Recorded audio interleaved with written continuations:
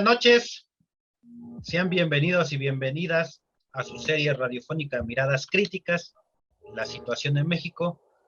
Un gusto estar de nuevo con ustedes en esta noche, bueno, al menos aquí en la Ciudad de México, una noche de lluvia. Pues sean bienvenidos en esta ya mitad de temporada 2022 y les presentamos el programa titulado La protesta indígena en México y en Ecuador. Conduce su servidor Héctor Cerezo y participan en el bloque de denuncia Sara Hernández del Consejo Indígena Autónomo de Santiago Mezquititlán del Estado de Querétaro con el tema la lucha por el agua y la vida, y en el segundo bloque el comentario con Francisco Cerezo con el tema sobre la Comisión de la Verdad. Y vamos a comernos ahora un bloquecito para darle mayor tiempo a una entrevista. Tenemos una entrevista a Jacqueline Artieda del Movimiento de Barrios en Lucha de Ecuador. Va a estar ella platicándonos qué es lo que ha sucedido en estos 18 días de movilizaciones, en este paro indígena y popular en Ecuador. Y vamos a darle un poquito de más espacio a esa entrevista, que es con la que finalizamos el programa. Y bueno, sin más,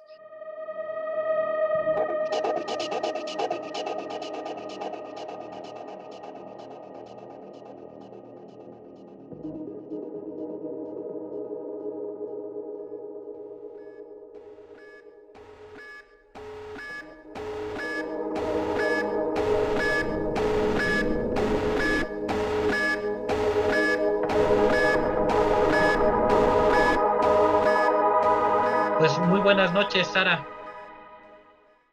Buenas noches. Pues muchas gracias en aceptar la invitación. Estamos haciendo la entrevista por teléfono porque hay problemas de internet. Y pues agradecerte, Sara, platícanos por qué la lucha por el agua y la vida en el estado de Querétaro. Sí, acá nosotros la defensa en Santiago Mezquititlán iniciamos ya aproximadamente en 2010, la organización comunitaria 2019, específicamente la defensa del agua 2019, por la escasez de agua que había en la comunidad y por la extracción de agua por empresas privadas ligadas a empresarios, ligados a políticos locales y caciques locales. Este año se empezaron a intensificar las movilizaciones y la protesta más a nivel estatal.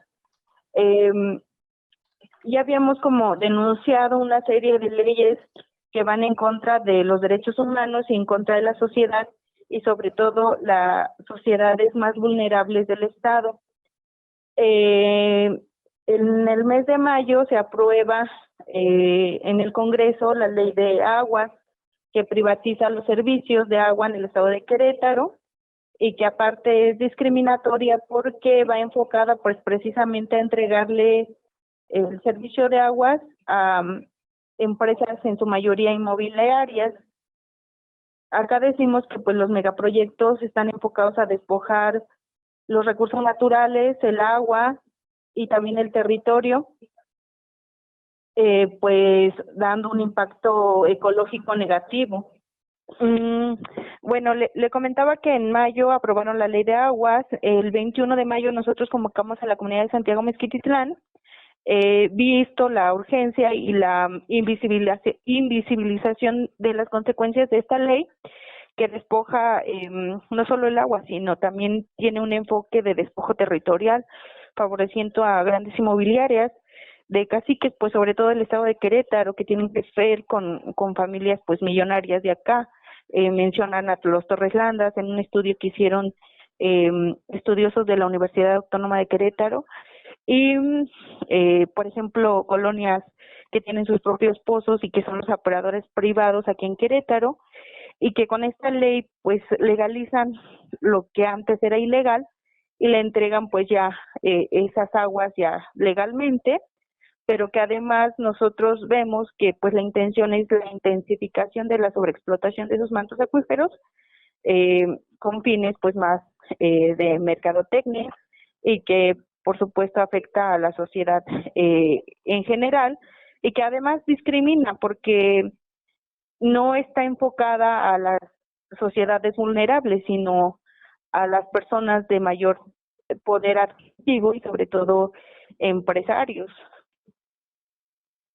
Pues la última idea es que pues surgió un movimiento ya más estatal en donde están involucrados pues alumnos de la universidad, maestros de la universidad, científicos de la universidad, en donde hay pues ya un estudio muy marcado de todo ese despojo territorial y despojo de aguas y despojo de recursos naturales que va a enfocar, pues nosotros decimos megaproyectos inmobiliarios en Querétaro, pero que además va acompañado de un grado de violencia brutal que se visibilizó el 10 de junio, en donde tuvimos en un primer momento desapariciones forzadas, porque no nos sabían decir en dónde estaban los chavos detenidos, que fueron 3, uno de ellos de la comunidad otomí, originario de Santiago Mezquititlán, integrante del CNI, y que en un segundo momento fueron detenciones arbitrarias, pues ya a unos minutos antes de que lográramos la liberación mediante la presión social, fue que ya nos informaron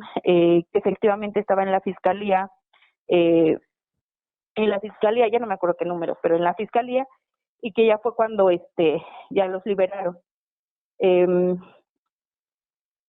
Sí. No sé si quieran alguna otra información. No, sí, Tal vez que nos platicas cómo está este proceso de articulación. Sabemos que hay diferentes colectivos, organizaciones sociales. ¿Cuáles serían como los objetivos o en los objetivos que se han puesto de acuerdo para empujar en un estado, darle contexto a las personas, un estado panista, un estado muy represor? ¿Cómo ha sido este proceso? ¿Cómo ves el futuro de este movimiento? Pues el impacto ya es muy grave y de hecho Querétaro está en los estados que dicen pues tienen garantizado aproximadamente 6 años el agua y en donde hay irregularidades en los acueductos, entonces se siente ya en el campo y también en la ciudad. Entonces todas las organizaciones se enfocaban a denunciar, pero como que cada quien en su espacio, hasta que se logró en esta ley de aguas, pues juntarnos, articularnos y enfocarnos precisamente al objetivo que era el objetivo principal, pues la eliminación de la ley de aguas. Pero ya en estas últimas reuniones que hemos tenido, hemos dicho que pues no es nada más la eliminación de la ley de aguas, porque pues hemos visto que el Congreso lo aprueba, Curi lo aprueba los 2 días, la misma CNDH que tendría que garantizar los derechos humanos, violenta, ¿no? El derecho de las comunidades originarias, diciendo que pues no a todos los pueblos se les debe de consultar, en donde se criminaliza así como las voces críticas, digamos que la misma universidad, la rectora, ahorita uno de los voceros de la CNDH, Bernardo, y pues en mayor impacto todavía las comunidades originarias. El proceso de organización y de movilización yo creo que va a incrementar a esa cerrazón, porque además hay una campaña como de odio y mucha violencia por parte del Estado a las voces críticas. Yeah. Y que además pues ha mencionado Mauricio Curi sobre la capacitación de policías, sobre el peso de la ley, sobre la visita ahorita del embajador de Estados Unidos. Es un diálogo de mucha violencia y de mucha represión, de mucha cerrazón, en donde en donde no hay ni siquiera así como que una mínima capacidad de entendimiento para el diálogo con las comunidades. ¿Y qué sigue? ¿Qué sigue para el movimiento? En un primer momento era pues la derogación de la ley. Después pues la acción de inconstitucionalidad, que de plano nos dieron la espalda a la Defensoría y la CNDH. En un tercer momento pues tendría que ser los amparos. Para las comunidades indígenas pues sí le apostamos a la autonomía como una de las herramientas principales para la defensa del agua y la vida y pues todo el territorio, porque no vemos de otra manera. y pues vemos que las instituciones están cerradas. Entonces, digamos que la esperanza que tenemos pues tendría que ser la organización comunitaria, la fuerza comunitaria, y que se logran los objetivos, porque pues vimos, ¿no? En unas horas liberaron a nuestros presos políticos que continúan su proceso en libertad, pero que a final de cuentas pues sintieron como ese poder del pueblo de lograr un objetivo en común, que en ese momento pues era la liberación de esos 3 presos políticos, y que tendría que ser ahorita apostarle a construir mejores formas de vida, y pues no dejar a un lado el objetivo principal, que es la derogación de la ley, su modificación, o pues con el objetivo principal que era de inicio, que es la eliminación de la ley, porque aparte no establece lineamientos que favorezcan, digamos, que la siembra de agua, o cómo tratar las aguas residuales de empresas, sino que está enfocado prácticamente a concesionar los servicios de agua, pero dicen, bueno, no es privatización porque las aguas las tiene con agua, y lo único que estamos haciendo es privatizar los servicios de agua, ¿no? Que prácticamente pues es lo mismo. Sí, pues ojalá que no, pues vivan el escenario de Monterrey, ¿verdad? Donde ahí ya, pues es grave, sobre todo para las colonias populares, la falta de agua, porque los estudios dicen que todas las empresas sí tienen agua, ellos no sufren de agua, pero pues son las colonias populares, los barrios, los que sí sufren, y por supuesto las comunidades. Sara, ¿qué mensaje nos darías a la audiencia, a quien estamos escuchando, que tal vez no estamos en el estado de Querétaro? Cómo poder apoyar desde la distancia, cómo poderse articular, cómo poder estar al pendiente pues, de esta lucha, que pues no solamente es allá en el estado de Querétaro, sino pues es una lucha pues nacional, latinoamericana, ya si nos vamos un poquito pues mundial, de pues poder convertir pues el derecho al agua en ese derecho humano universal que deberíamos que tener todas las personas. Claro, pues ahorita nosotros estamos convocando a una reunión, sobre todo a los originarios que son de Santiago Mezquititlán, porque vamos para la autonomía de nuestras aguas de la comunidad de Santiago Mezquititlán, y estamos nosotros defendiendo el pozo que sea administrado por la comunidad, y entonces estamos convocando ahorita una reunión para el sábado próximo en el Centro Pro a las 2 de la tarde, primero que difundan como la información, va enfocado para la defensa primordial acá de Santiago Mezquititlán. Sin embargo, sí decirle a la sociedad, ¿no?, que pues son proyectos neoliberales de muerte, como lo llamamos, y que vienen por todos y por todo, ¿no? Y que empiezan por algunos estados y va recorriendo algunos otros estados, y que este panorama pues ahorita es Querétaro, pero quién sabe qué estado seguirá, y que a final de cuentas son intereses internacionales, pues el hecho de que vengan extranjeros o el hecho de que Mauricio Curi vaya a ofrecer el territorio en países europeos, pues nos habla de un proyecto neoliberal mayor, y que va enfocado precisamente a toda la República, no nada más al estado de Querétaro, y que así como ahorita nosotros estamos batallando con esa ley, pues sí, el panorama es Nuevo León para toda la República, empezando por algunos estados, y sobre todo para los estados en que pues, la resistencia apenas empieza, o que apenas empieza a articular. Pues muchísimas gracias, Sara. Te agradezco mucho que hayas aceptado la invitación a este programa de Miradas Críticas. Pues estamos al pendiente. Cualquier cosa, saben que pues es un espacio más de denuncia y pues muchísimas gracias. Muchísimas gracias. Pues agradecemos a Sara Hernández su participación. Sara es miembro del Consejo Indígena Autónomo de Santiago Mezquititlán del estado de Querétaro. Y pues sin más, vámonos al intro del comentario.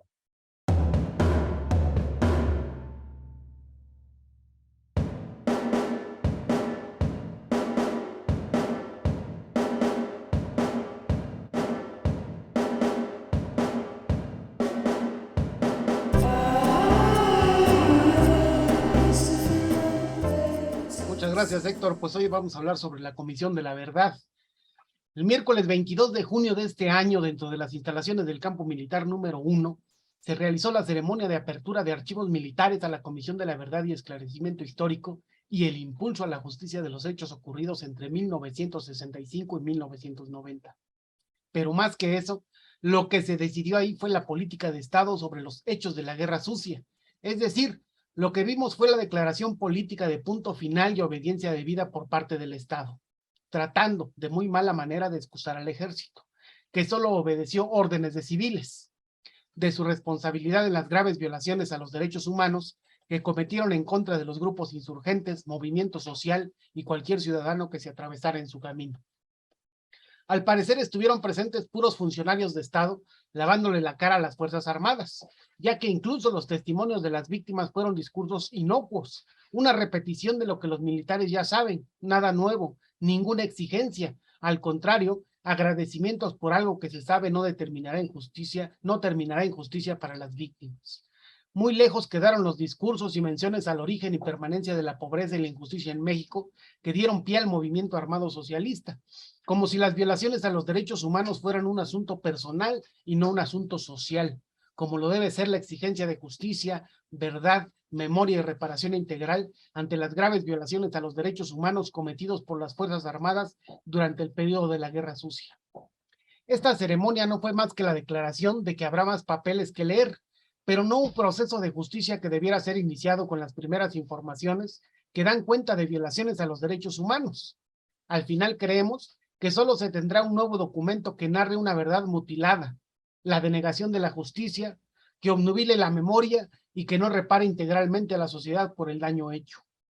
El derecho a la verdad es un derecho de las víctimas de violaciones a los derechos humanos apenas reconocido en el 2010, pero no se trata de un derecho individual, sino colectivo. Es decir, la búsqueda de la verdad implica un compromiso ético con las víctimas, el cual consiste en aclarar las razones de tipo económico, político o social de las agresiones del Estado.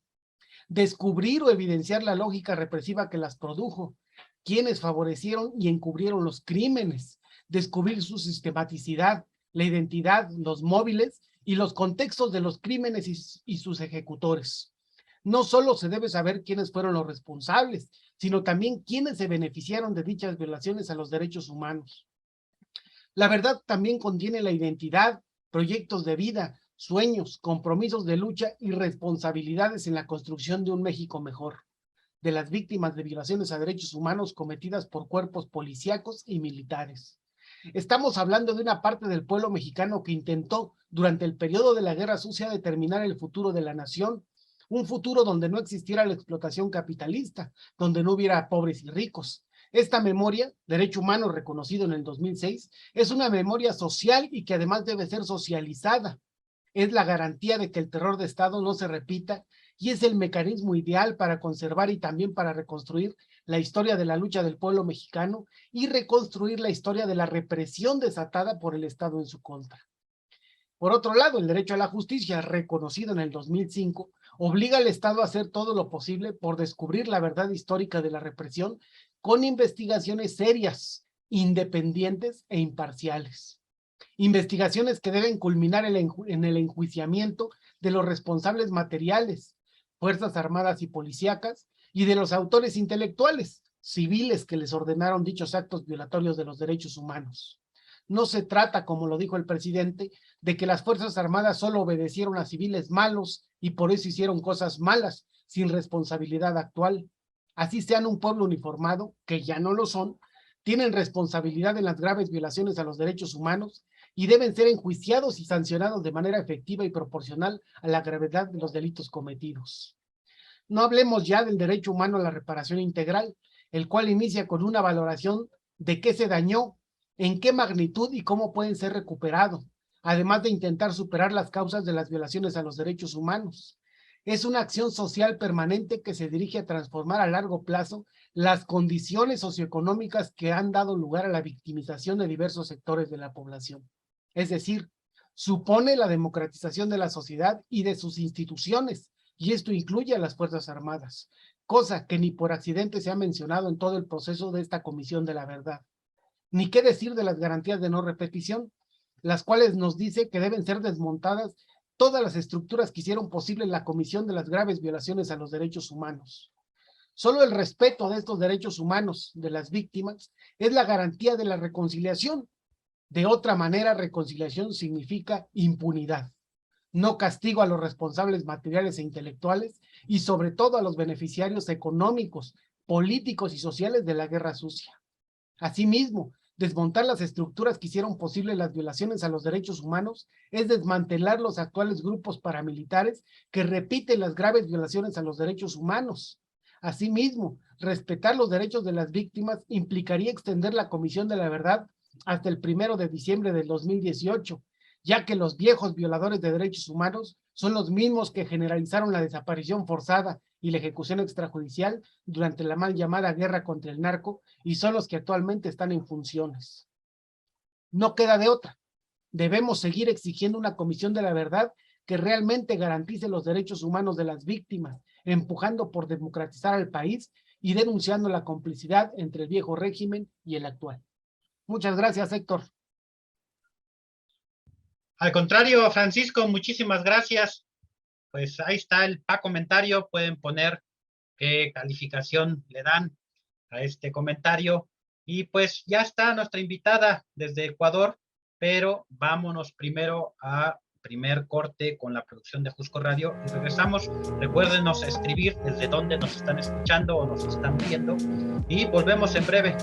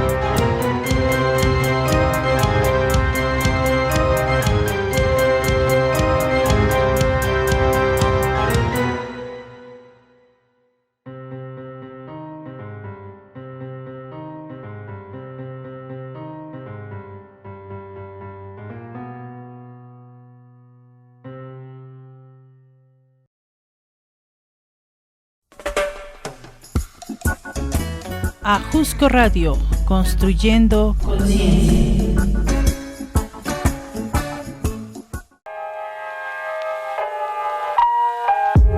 Buenas noches, estamos de regreso en el programa Miradas Críticas, la situación en México. Hoy también vamos a hablar sobre la situación de Ecuador. Mandamos saludos rapidísimo al estado de Puebla, aquí en Ciudad de México, al estado de México, a Querétaro, a Oaxaca, las diferentes alcaldías de la Ciudad de México, en Tlalpan, Álvaro Obregón. Saludos al pueblo San Bartolo Ameyalco, que también tuvo una lucha muy importante ahí en el 2014 por defender el derecho al agua y después para la libertad de los presos por motivos políticos de esa comunidad. Y bueno, vámonos, antes de presentar a la invitada, vámonos al intro de la entrevista.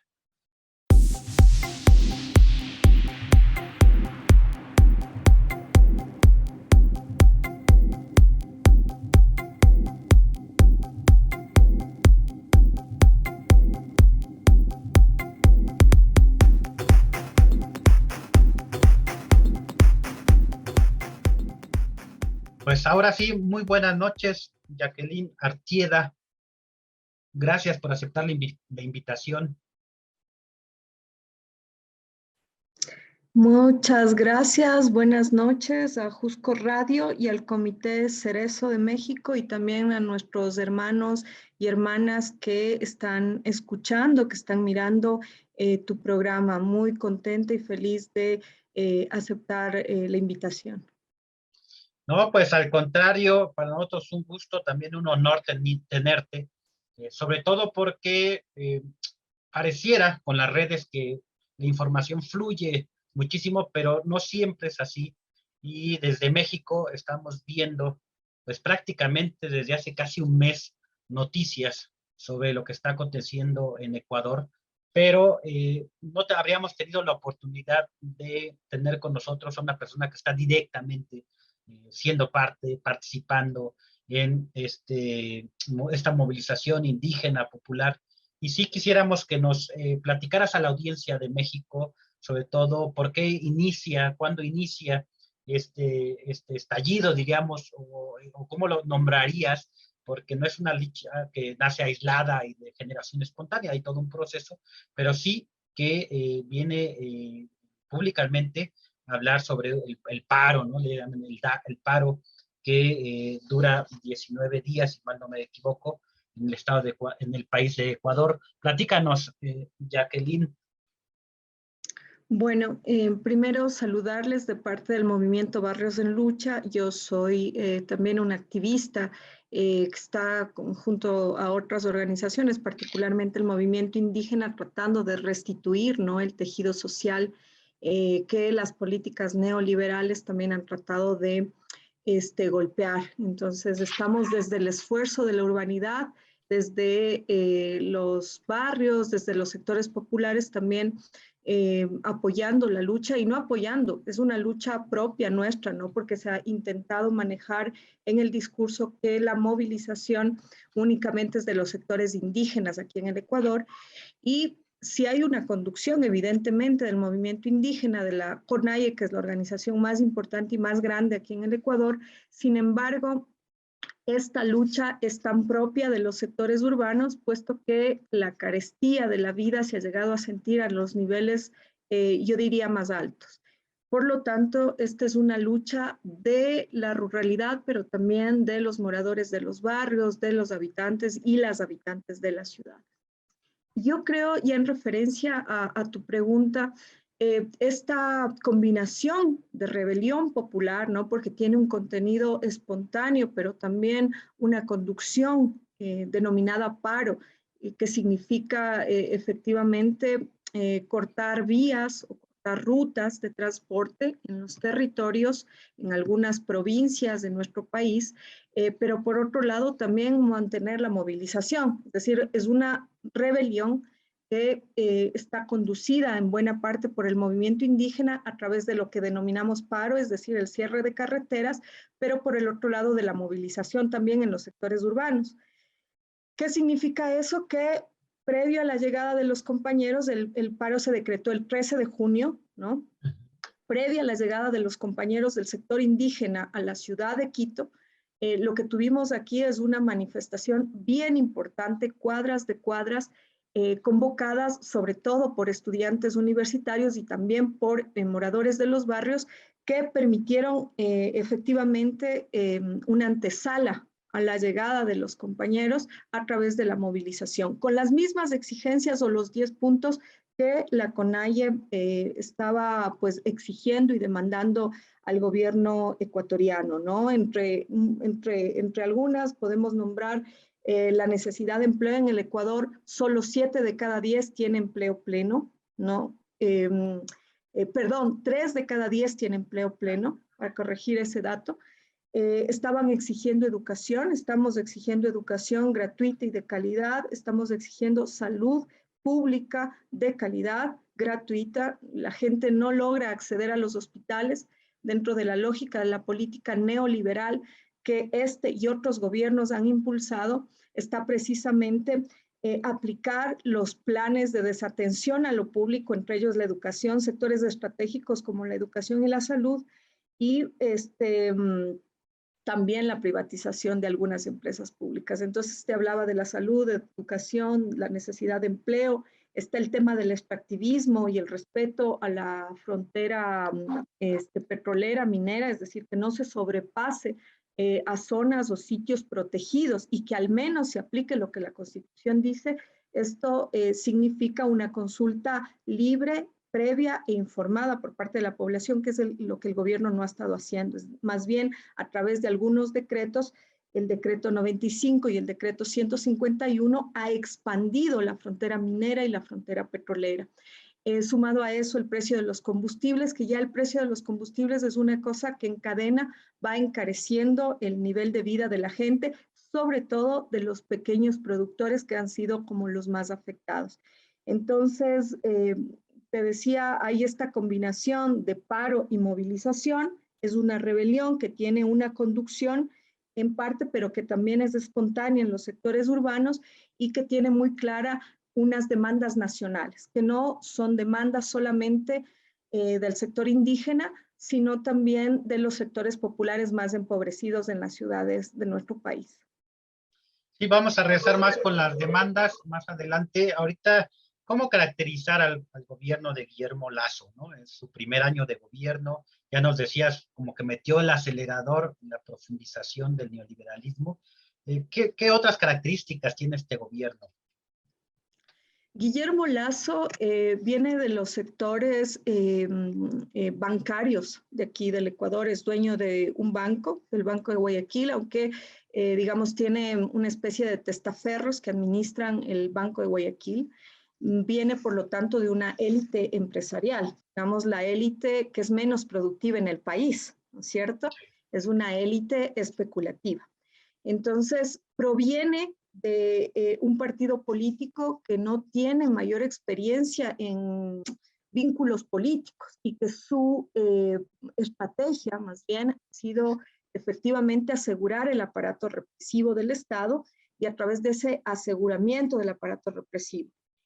Una política errática en términos de lo social o de lo público, por miles de equivocaciones que tuvo al detener a Leonidas Issa, que es el principal dirigente de la CONAIE, al declarar estados de excepción inconstitucionales, al tomarse la Casa de la Cultura, que es un organismo público y que representa también la diversidad de nuestro país, ¿no es cierto? Es decir, unas políticas que no responden a una planificación estratégica o que no responden a lo social, sino que más bien es una forma errática de actuar, ¿no? Al no tener esos canales de conexión con la sociedad, a venir de una élite empresarial, no tiene la posibilidad de interlocución con la sociedad. Entonces, la única manera o estrategia que ha impulsado es precisamente el tener un horizonte neoliberal, pero a través de la represión y la fuerza. Lo que sí hemos visto con mucha claridad es la violación continua de los derechos humanos, ¿no es cierto?, aquí en este país, desde la criminalización de la lucha, ¿no es cierto?, hasta la creación de esto que se llama falsos positivos, la infiltración en la movilización, y además la construcción de un discurso absolutamente mentiroso, ¿no?, que hace referencia, por ejemplo, a que las organizaciones sociales estarían financiadas por el narcotráfico, que son organizaciones terroristas, y nosotros le decimos al Estado y al gobierno que es un gobierno mentiroso, ¿no? Lo que ha provocado más bien es demostrar la solidaridad de los sectores urbanos que abrieron sus puertas a la llegada de nuestros compañeros indígenas acá al país. Entonces, es una élite que está gobernando el país que no tiene capacidad de entablar lazos políticos con su sociedad. Ahora mismo han renunciado al menos 4 ministros, ya esta crisis la venía viviendo antelación, es decir, ha habido un recambio de muchos ministros y ha sido un año en el que no ha tenido la capacidad de tender esos vínculos. Es decir, la derecha es una derecha imposibilitada incluso de un diálogo político y lo que ha hecho más bien es desconocer, violar los derechos y hacer uso arbitrario de la represión y la fuerza letal, porque esto es lo que en un primer momento el decreto de estado de excepción mencionaba. Y por el otro lado también prohibir la información a través de plataformas, ¿no? La ciudad estuvo militarizada antes del anuncio del estado de excepción y por eso decimos es inconstitucional también, es decir, los militares salieron el día 1 del paro que se convocó, que fue el 13 de junio, ya las ciudades en el país estuvieron militarizadas, pero el decreto recién salió el 17, ¿no? Además con esta particularidad del uso de armamento letal, ¿no? Frente a lo cual nosotros decimos la sociedad ecuatoriana, las organizaciones sociales, estamos viviendo una dictadura, ¿no? Una dictadura civil apoyada por los militares. Entonces, digamos, es un gobierno que no tiene ninguna habilidad política, que tiene una crisis al interno por todas las renuncias previas su gabinete y por las actuales. Como te digo, el día de hoy aparecieron 4 renuncias más de los ministros y secretarios. Entonces es un gobierno que se sostiene básicamente en la fuerza bruta, en la violencia y en la represión. No tiene ningún canal político y responde a los intereses de una élite bancaria en el país. Vimos las imágenes, ¿no?, de la represión. Por ahí manejaban cifras de 138 personas detenidas. No sé si actualmente siguen personas detenidas o si hubo ejecuciones extrajudiciales. Y un poquito que nos platique sobre el estado de excepción, en qué consistió el estado de excepción, aparte de lo que ya nos mencionaba, ¿no?, de la presencia de los militares pues en las calles, en la vida social. Bueno, imposibilidad de asociación, imposibilidad de concentración en movilizaciones. A pesar de ello, la gente salió haciendo uso también de su derecho constitucional. El artículo 98 faculta el derecho a la resistencia, eso está en la Constitución ecuatoriana, pero había, como te digo, este estado de excepción que incluso en su primer borrador prohibía la facultad de gravar aprehensiones, por ejemplo, o abuso de la fuerza pública, y también que, como te mencioné, esta particularidad del uso de armamento, ¿no?, contra la gente. Y esta escalada de la represión, ¿no?, a consideración únicamente de la fuerza pública. Ahora, detenidos sobre todo en el proceso previo de movilización en la ciudad ha habido. No fue un número muy alto, pero eso ha estado pasando no solo en Quito, sino en el resto de las ciudades que también estuvieron movilizadas. Es importante mencionar a Quito porque aparece Quito como el centro político y lo es, pero no es la única ciudad que estuvo movilizada. Varias ciudades en el país lo hicieron.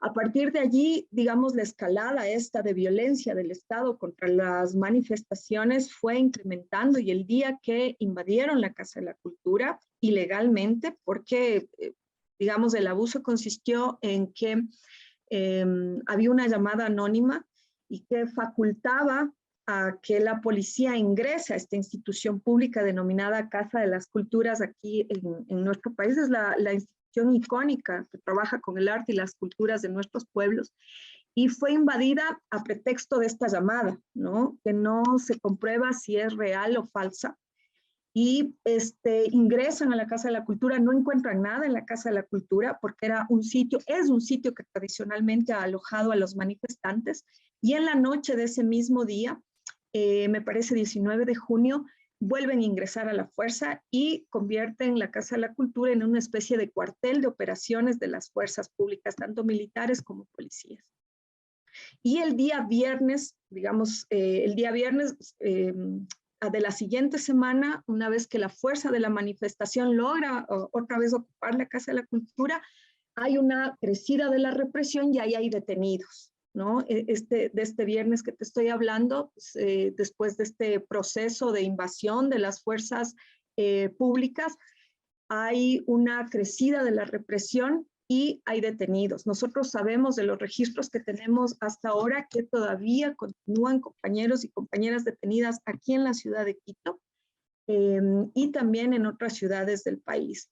Creo que una de las cosas más icónicas que hay que mencionar es precisamente que son detenciones arbitrarias, diríamos secuestro. Lo que pasó con Leonidas Issa realmente fue un secuestro. Nadie sabía en dónde estaba el dirigente indígena. Es trasladado a Quito cuando aparentemente la flagrancia es en la ciudad de Latacunga, que queda a 2 horas de Quito. No es llevado a Latacunga, es llevado a la ciudad de Quito. La fiscalía en Quito se deslinda. Dice, nosotros no tenemos ningún caso aquí de registro del dirigente y por lo tanto le vuelven a trasladar a Latacunga, ¿no es cierto? Entonces es un proceso plagado de irregularidades y eso hacen con un dirigente a nivel nacional. Imagínate, digamos, los compañeros manifestantes, en qué condiciones estarán. Creo que ahí hay una labor importante de las mismas organizaciones y de los organismos de derechos humanos nacionales y los organismos internacionales también, en defensa de los derechos de manifestantes que estuvieron detenidos sin causales. Digamos, yo hago ese parangón para dimensionar el nivel represivo y legal del Estado ecuatoriano. Bien, y regresando un poco a las demandas, ¿qué es lo que se ha logrado, ¿no? Ya sea en la mesa con el gobierno, pero también qué se ha logrado en las calles? Una de las cosas más importantes es entender que ninguna reivindicación, digamos, es entregada por los sectores o las clases dominantes, gratuitamente. Una de las cosas más importantes es que la lucha ha permitido generar mecanismos de solidaridad, pero también arrancarle a los sectores económicos de este país que acumulan riqueza, ¿no es cierto?, un tanto para poder vivir algo mejor. Una de las cosas más importantes dentro de la demanda era la reducción del precio del combustible, que eso encarece todo, como te decía, es un círculo, ¿no? Porque las mercancías pueden trasladarse, circular, precisamente con un costo del diésel, con un costo de la gasolina, aquí se llama súper, o la gasolina extra, ¿no? Y estos costos empezaron a subir paulatinamente. Previo a las negociaciones, el presidente, obligado precisamente por la movilización, bajó 10 centavos. Pero en el diálogo que se volvió a retomar por los sectores sociales, por el movimiento indígena, porque Lasso cerró el diálogo, ¿no? Ya en la mesa él cerró el diálogo, y entonces, presionado también por el ejercicio movilizatorio, tuvo que retomar el diálogo, y lo que se logró es bajar 15 centavos de dólar en el diésel, la gasolina extra y la gasolina súper. Eso representa $1.000 millones para la sociedad ecuatoriana, sobre todo para los sectores más empobrecidos en el campo, y como te decía, estas economías de subsistencia, ¿no? Que son los productores directos, que ya en la intermediación realmente son los más expoliados de la economía ecuatoriana. Y eso va a repercutir, esperamos nosotros, en el control del Estado, que este fue otro de los compromisos que hizo el gobierno, de controlar la especulación, es decir, de que reduzcan los productos de primera necesidad que sufrieron un proceso especulativo muy fuerte en este último tiempo. Previo al paro, ¿no? Porque muchos dicen fue por el paro que las cosas se encarecieron. Esto no es así. El precio del aceite subió de manera exorbitante en nuestro país, y entonces eso provocó efectivamente la carestía de algunas cosas, pero sobre todo llegar a este nivel de polarización.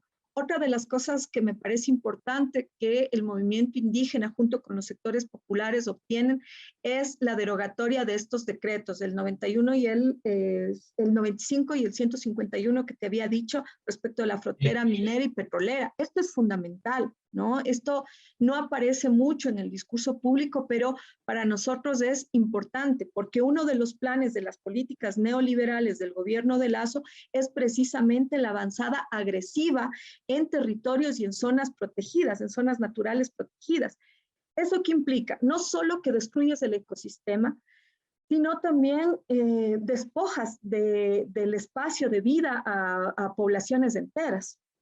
Entonces, el que estos dos decretos se hayan derogado, digamos, es un avance bien importante, y es desmontar parte de la política extractiva, tanto minera como petrolera, que este gobierno y que algunos otros han desarrollado, pero particularmente este de Lasso, que tenía muy fija su mirada en el tema de la minería y la extracción de hidrocarburos. Entonces, esto, digamos, es el comienzo. Lo que nosotros decimos, hay una suspensión temporal del paro, pero además se han propuesto mesas de discusión y de diálogo que durarán 3 meses para articular el resto de puntos, los 10 puntos que la CONAIE y las organizaciones populares estábamos discutiendo y seguimos exigiendo. Todavía no se ha resuelto el problema de la educación o el presupuesto para la educación pública, todavía no está resuelto el problema de la salud, ¿no es cierto? Que son problemas estructurales, pero lo que estamos exigiendo es al menos una reforma que permita mayor dignidad a la gente, ¿no? El tema del empleo, ahí vamos a presionar, continuaremos presionando desde los sectores populares porque no es posible que solo 3 de 10 ecuatorianos tengan seguridad social, a medias además, ¿no es cierto? Porque hay un plan también de desestructurar la seguridad social que en este país es pública. Entonces, esos 3 meses van a permitirnos nuevamente el posicionar la necesidad de arrancar algo a esta élite acumuladora para tener una posibilidad de vida digna para la gente. Bien, pues es bastante esclarecedor. ¿Cómo vislumbran el futuro del movimiento? Ya nos comentabas que no solamente es indígena, es popular, es estudiantil, se da en el campo, también en la ciudad. ¿Cómo vislumbran el propio movimiento ya mirando un poquito más hacia el futuro en esta disputa, al fin de cuentas, por la disputa del modelo a seguir, ¿no? Unos profundizando el neoliberalismo, otros frenándolo, acotándolo o inclusive en contra del propio neoliberalismo. ¿Qué perspectivas le ves al propio movimiento, a esta articulación? ¿Crees que pueda generarse condiciones para en un futuro cercano también sumarse a esta ola? Ya no sé si decirle ola progresista porque muchos dicen que no es, pero al menos a estos cambios políticos que se están dando por ejemplo, en Colombia o en Chile, ¿no? Que si bien no son anticapitalistas, podríamos decirlo, sí están tratando de acotar ciertas políticas neoliberales. Bueno, una de las primeras cosas que quisiera decir es que estamos viendo los límites precisamente del capitalismo y del modelo y de su modelo más agresivo, que es el modelo neoliberal. Es decir, la barbarie se provoca precisamente por la necesidad de acumulación. Es un modo de relacionarnos entre los seres que está en su límite. A pesar del nivel exacerbado de violencia, tanto material como discursiva del Estado, tengo absoluta fe y esperanza en la posibilidad de la lucha de la gente. Y creo que este mito entre campo, ciudad, ¿no? Que ha sido también deliberado por parte de los discursos del poder para, digamos, dividir, creo que es una cosa que está consolidándose ahora. Por lo tanto, yo lo veo con mucha esperanza y no es, digamos, un discurso romántico que apela solamente a la fe, sino que creo que hay un recambio generacional importantísimo en el movimiento indígena, ¿no es cierto? Hay unas demandas muy claras y hay una lectura importante respecto de la realidad, ¿no? Y eso a mí me da mucha confianza. Hay un nivel de credibilidad del movimiento indígena altísimo. Y por el otro lado veo también un reto, que es el reto de sostener. Y esperanza porque octubre fue la partera, octubre del 19 fue la partera precisamente de esta lucha. Y creo que en esta lucha hemos ido aprendiendo desde, por lo menos de este referente del 2019, acá creo que hay unos aprendizajes bien importantes. Entonces, creo que esto nos va a permitir acumular fuerza a los sectores populares, acumular experiencia y continuar tejiendo esos lazos de solidaridad que nos permiten restablecer de alguna manera una condición distinta para nuestros pueblos, para nuestros hijos, para nuestras hijas. Entonces, veo yo con mucha esperanza porque además, como tú has mencionado, es un movimiento que se ha estado jugando permanentemente en las calles, lo hemos visto en Colombia, lo hemos visto en Chile, ¿cierto?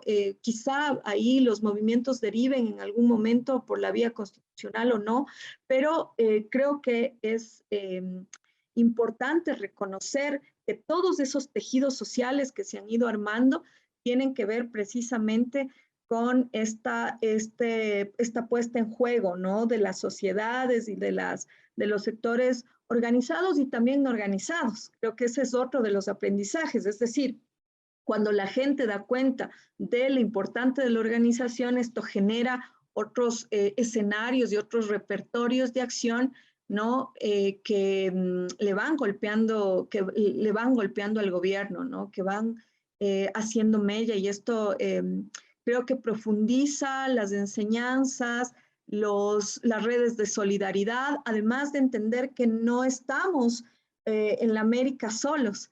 sino que en el continente entero se están gestando procesos que nos permiten hermanarnos, ¿no es cierto?, que nos permiten otro tipo de encuentros. Entonces, yo creo que más bien es una oportunidad de continuar, de proponer un estilo de vida distinta, es decir, lo que pasó en las ollas populares es hermoso, ¿no? Porque ahí está la generosidad de la gente.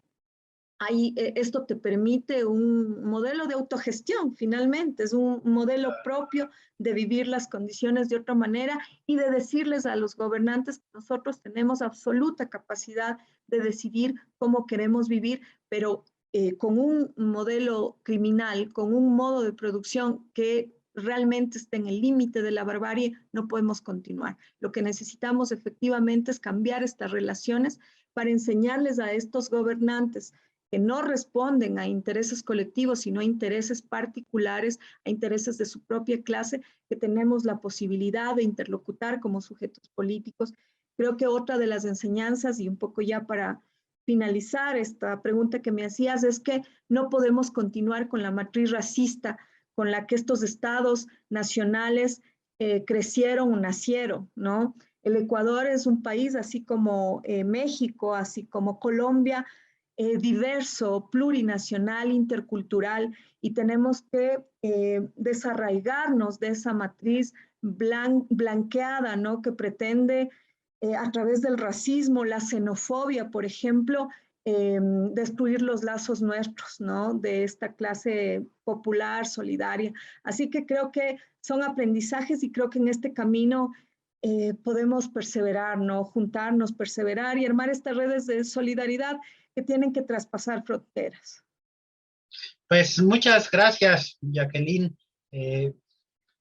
Pues estamos al pendiente, estamos lejos geográficamente, pero cercas, pues en la problemática y en las luchas. También desde México sé que es complicado, pero denuncias, comunicados, algo que podamos apoyar o difundir, no hay ningún problema. Yo recuerdo que hace como un año por ahí dimos una capacitación a un colectivo de Ecuador, o cuando mero en la pandemia, sobre todo en derechos humanos, para documentar violaciones graves a derechos humanos, que ojalá hayan estado ahí apoyando y documentando. Y no sé si tengas algunas palabras para despedirnos. Agradecerles de todo corazón, decirles que es un honor hablar para la sociedad mexicana, para esa linda, solidaria sociedad mexicana, y también pedirles el apoyo, ¿no? Pedirles, solicitarles el apoyo.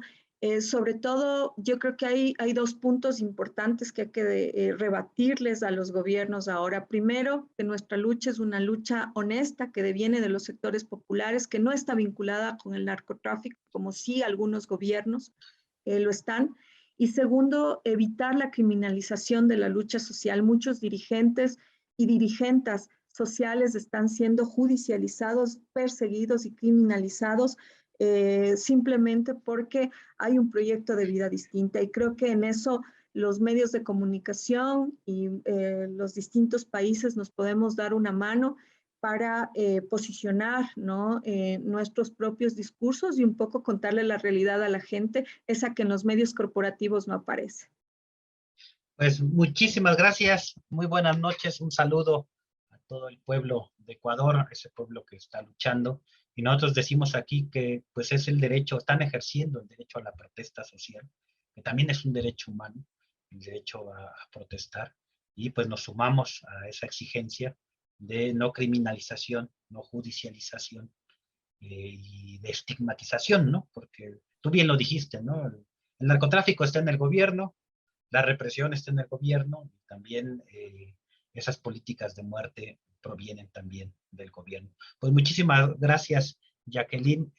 Estamos en contacto para en otra ocasión, si es necesario o lo consideran, también platicarnos cómo va el proceso, pues está abierta este espacio de este programa. Muchas gracias a ustedes. Pues terminamos el programa del día de hoy. Nos vemos el próximo martes en este programa de Miradas Críticas, la situación en México. Y pues ahí está las participaciones. Fuimos desde Querétaro, en México, un pueblo que está luchando también, entre otras cosas, por el derecho al agua. y pues ya nos comentó Jacqueline lo que está pasando en el Ecuador. Y pues muchas gracias a toda la audiencia y nos vemos el próximo martes.